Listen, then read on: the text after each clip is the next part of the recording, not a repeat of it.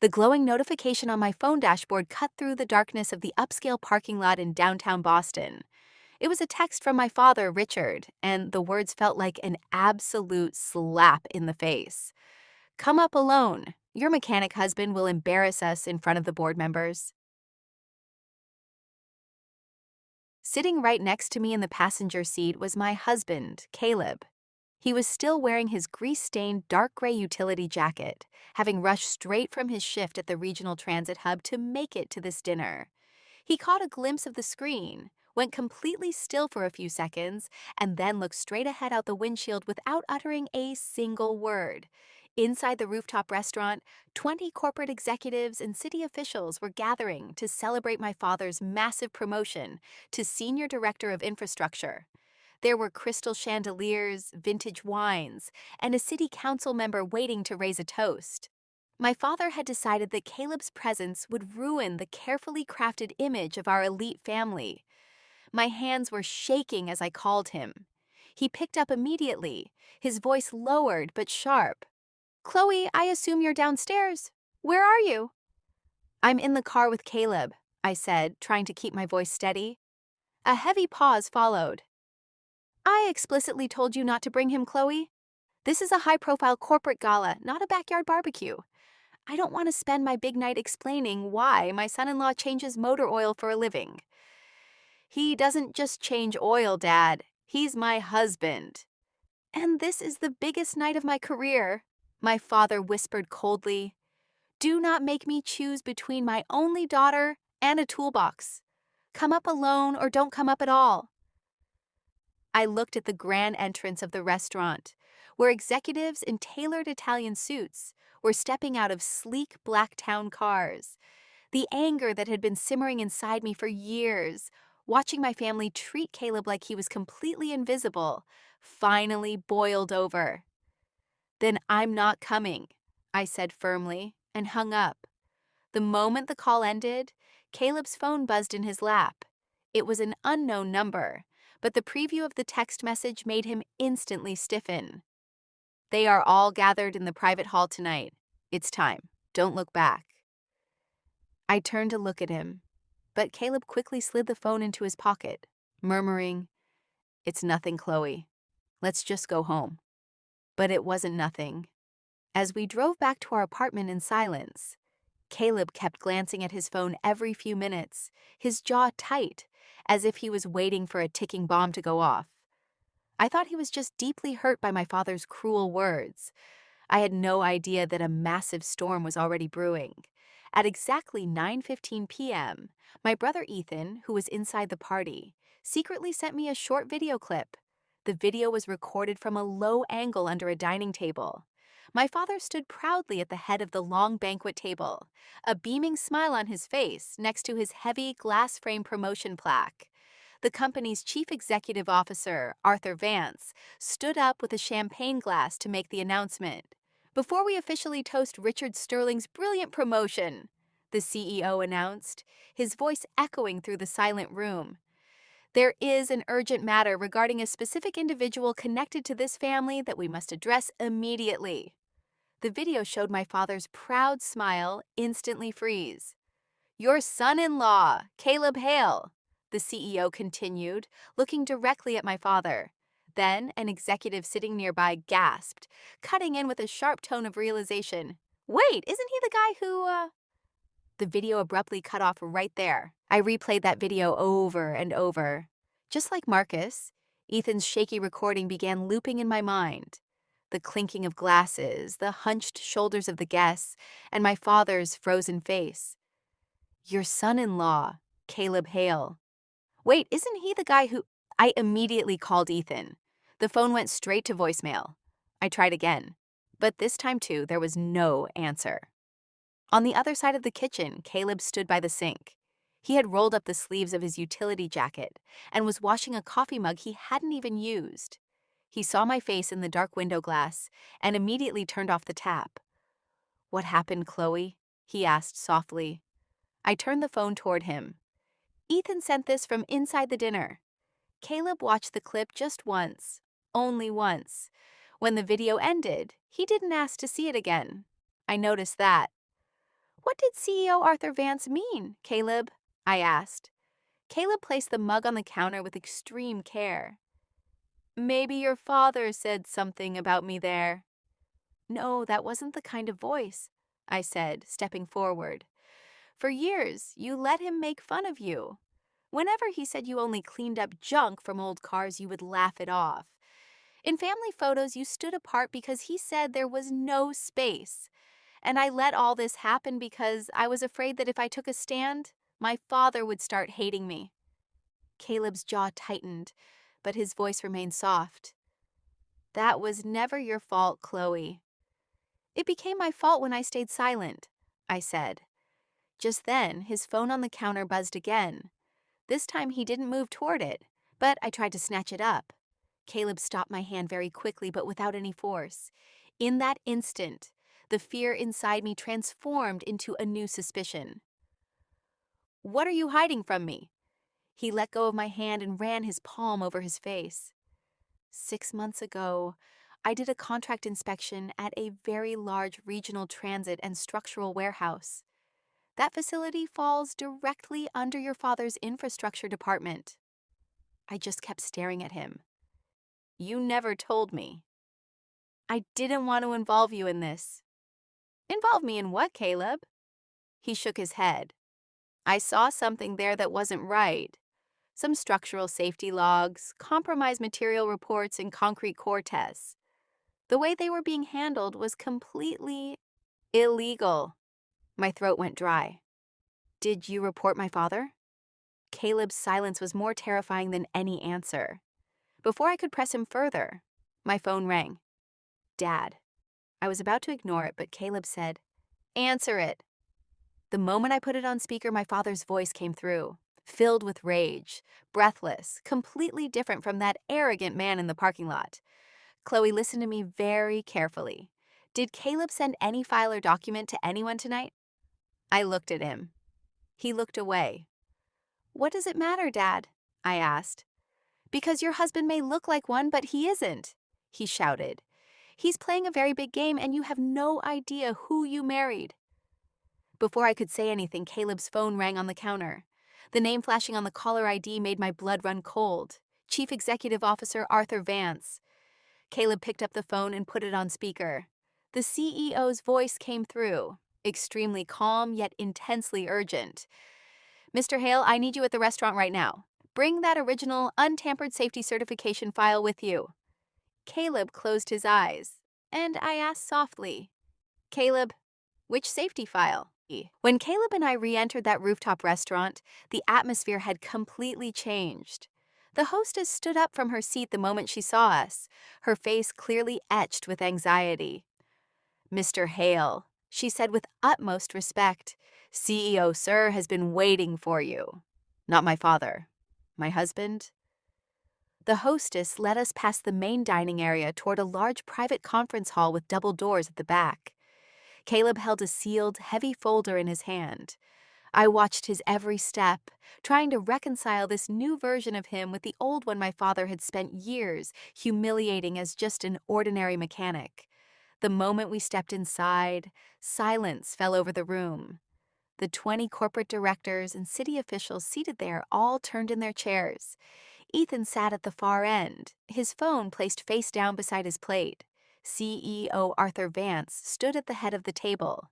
And in the middle of them all stood my father, Richard, in his expensive suit, his face drenched with sweat, his gleaming promotion plaque lying untouched beside him. His gaze first landed on Caleb, then on me. He attempted a weak fake laugh. Caleb, Chloe, this is a very high-profile professional dinner. What are you two doing here? Caleb neither stepped back nor lowered his eyes. I'm here for that very professional matter, Mr. Sterling, he said with chilling calmness. The directors exchanged glances. CEO Arthur Vance took a step forward. Mr. Hale, for the record, can you confirm that you are the Chief Forensic Structural Inspector listed on the emergency compliance safety file for the Boston Transit Warehouse expansion? The room's temperature seemed to drop below zero in an instant. I looked at Caleb. Chief Forensic Inspector? My father immediately tried to cut in. "Arthur, there's some misunderstanding. This is just an ordinary mechanic at our regional hub. He only does maintenance on buses and utility trucks." Vance spoke without looking at my father. "Mr. Hale." Caleb placed the sealed folder on the table. "Yes, sir. I am the district's active and licensed hazardous materials and structural integrity specialist, and that facility's safety clearance falls under my authority." A director seated in the corner said softly, "So, this is the same chief inspector whose clearance we've been waiting for all these months." Another added, "I thought the warehouse had already been greenlit." My father's face had turned completely pale. "Arthur, he's lying. He just lies under cars all day." Vance turned toward him. "Richard, he deliberately took that utility position as a third-party contractor, because when your department tampered with the core testing reports, he chose this path to conduct live audits of disposal routes and compromise concrete without raising anyone's suspicion." My heart began pounding violently. That utility jacket my father had considered a stain was actually a disguise, one that allowed Caleb to get close enough to every lie my father was trying to hide. Vance picked up a tablet from the table. "Richard, your department marked 3 critical safety logs as clear that Mr. Hale had rejected. You misused his digital signature and license credentials." A director immediately pushed his chair back. "Could this fraud cause our entire multi-billion-dollar city contract to be canceled?" No one answered. Caleb's hand rested on the sealed folder. My father suddenly lunged forward to snatch the folder. "This is all being taken out of context. Let me explain right now." Before his fingers could touch the folder, Caleb placed his heavy hand on it and held it firmly in place. "Don't make this any worse, Richard." My father's hand trembled in midair, and he slowly withdrew it.